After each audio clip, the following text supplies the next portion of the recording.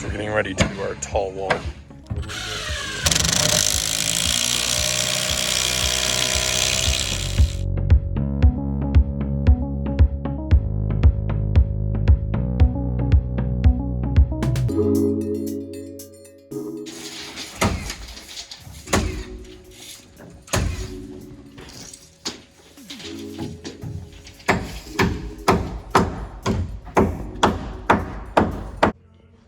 So we have our loft floor system on, and our tall wall is built. So we're just about to set these plates up on the loft subfloor, which will flush us up to the top plate here. We got right about there. That'll flush up, and then we get to set our trusses. But let's check on the status of our machine. No machine, which makes it a lot more difficult to set trusses. So we'll see if that shows up today.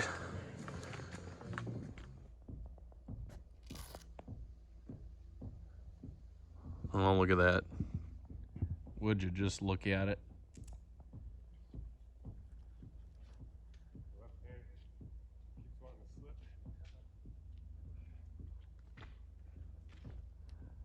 This is what you're reduced to when you don't have the equipment that you're supposed to have.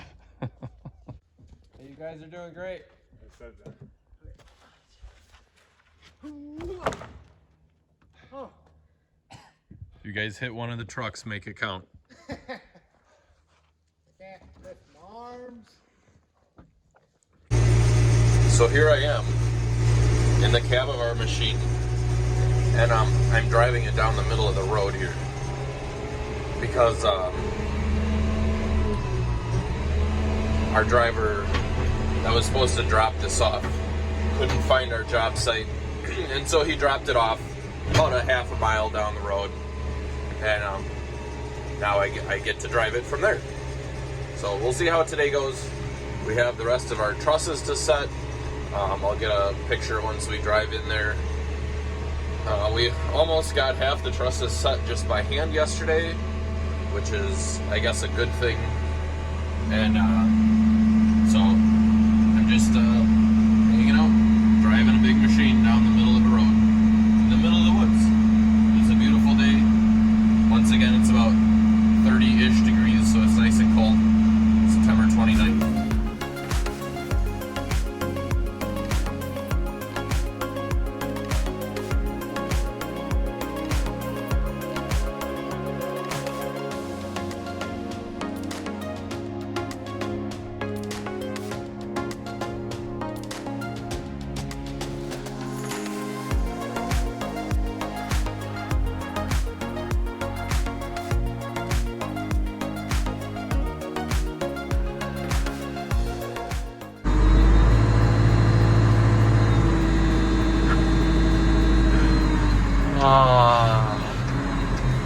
Work with a bunch of monkeys. So here's the process we're going through.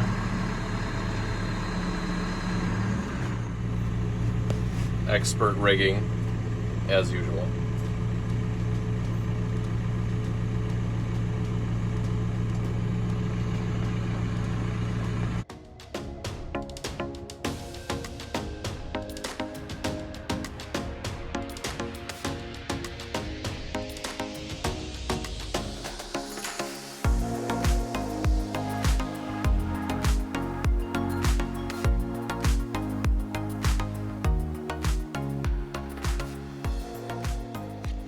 Talking about here was Right. We're making rakes. ladder rake. Rake ladders. Ladder rakes? Well, which one is it? Is it a rake or a ladder? It all referenced, well, it's a ladder that creates a rake.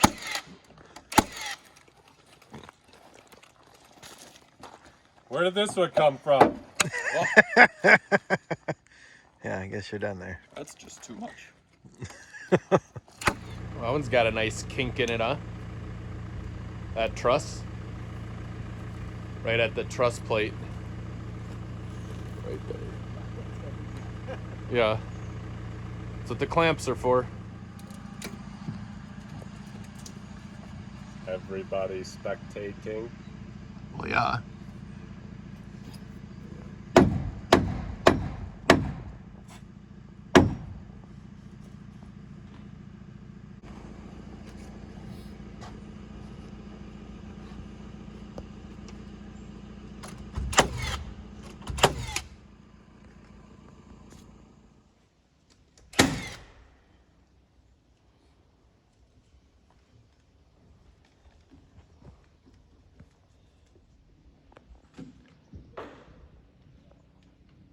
One of the more satisfying parts of framing. How's it look? Looks great from here. I'll tell you what. You squint real hard, go cross-eyed. Yep.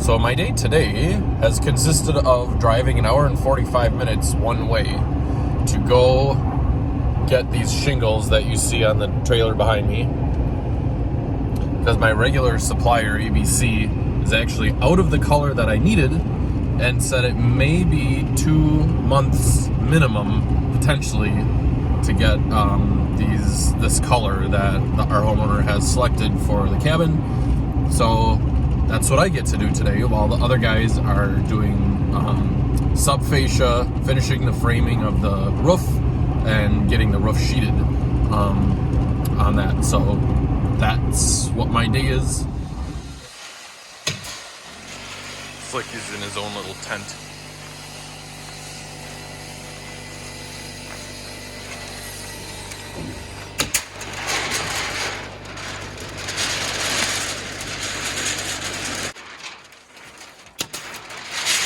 Is this like being in the tube when you're a surfer? Probably a little less enjoyable. It might be more enjoyable if there was a shark in here too.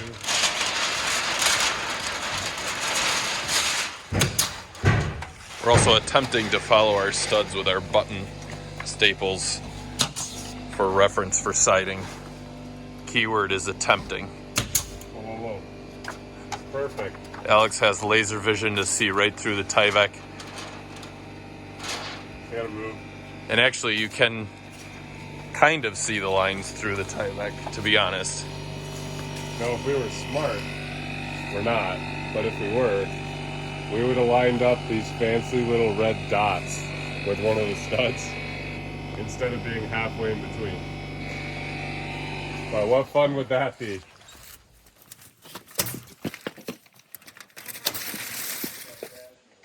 So I noticed I cut this Tyvek a little untraditionally here. How come we don't wrap our Tyvek in anymore, Alex? Because it's dumb. Ooh, do tell. So basically, the Tyvek is supposed to be a drainage plane to keep moisture to the outside of the building, creating kind of a barrier between our wood surface and whatever our siding is.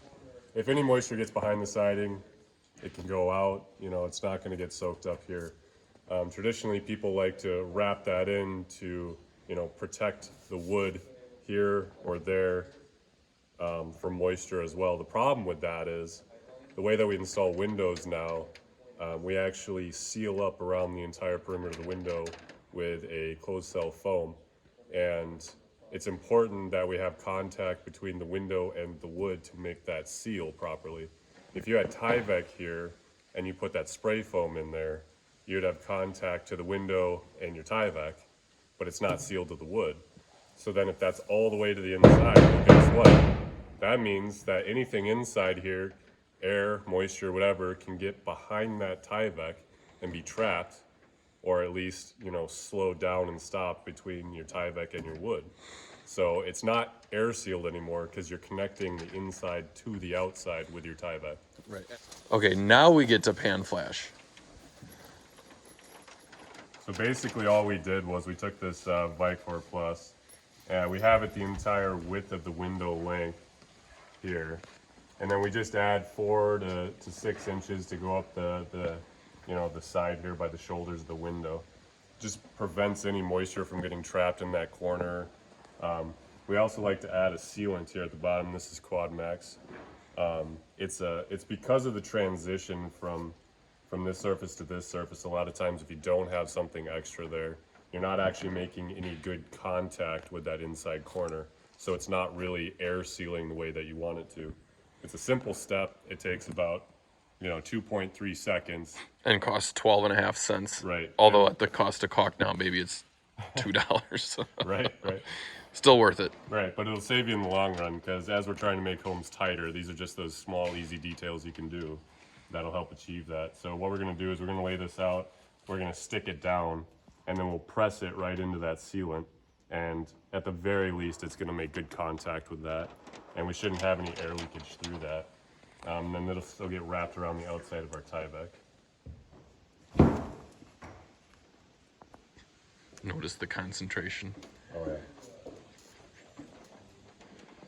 Get it pushed real good into that sealant.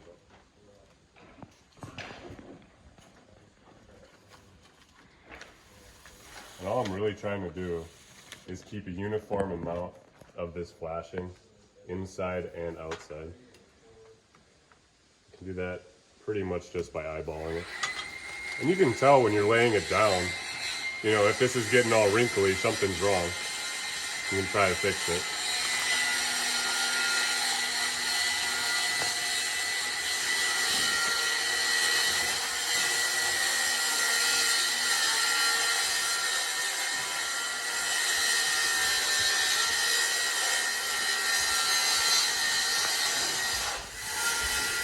So then what we'll do is we'll cut this down vertically, because it'll give us a lap that goes out horizontally.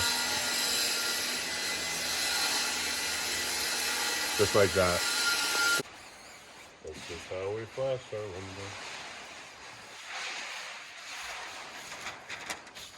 window. So it's a bit of a cold and rainy day. I'm heading up to the Harrison Hills Hideaway today, see what the guys are up to. Today I had another thing going on in Wausau, so also will make the guys happy. I got a big box of Jimmy John's, so I'm bringing them lunch, and we'll see what they're working on. We're trying to get the siding and roof on this week, hopefully, but this rain is definitely not helping anything, so we might be doing inside walls. We'll check that out and see what the guys are up to.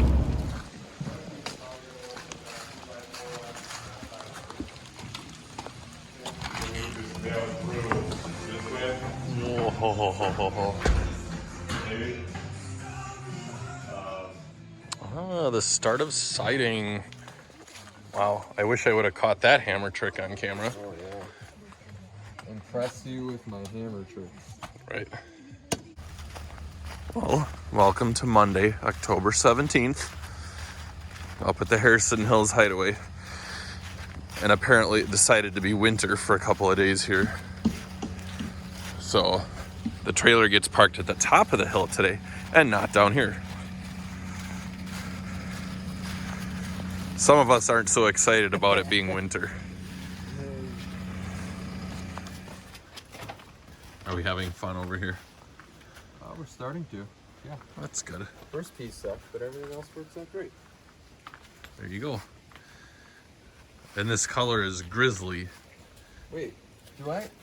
Can you see me? Yeah, but not very well. Kind of blended. Another thing we're just about to get started on today in this winter wonderland is this porch framing. So we're gonna have posts, one center, one on that side, one here, and the roof will go right up through here, and it'll just be a shed roof that comes out.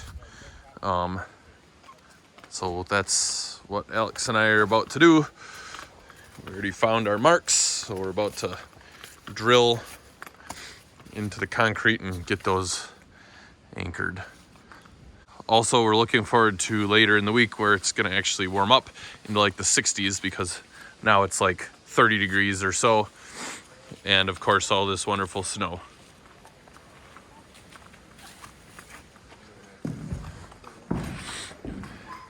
Couple things that I got done in here, starting to look a little different.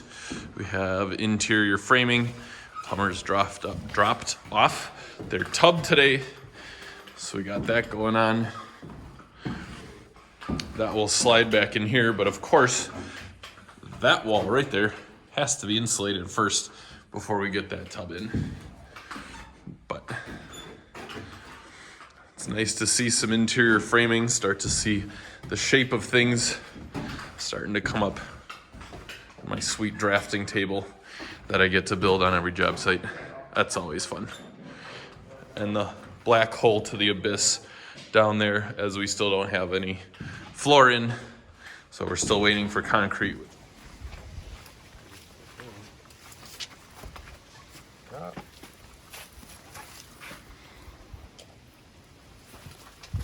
No. Okay. You mean the plastic strip on the back doesn't hold it perfect? No. It also can flex, Weird. which is good and bad, I guess, because I can make it go where I want.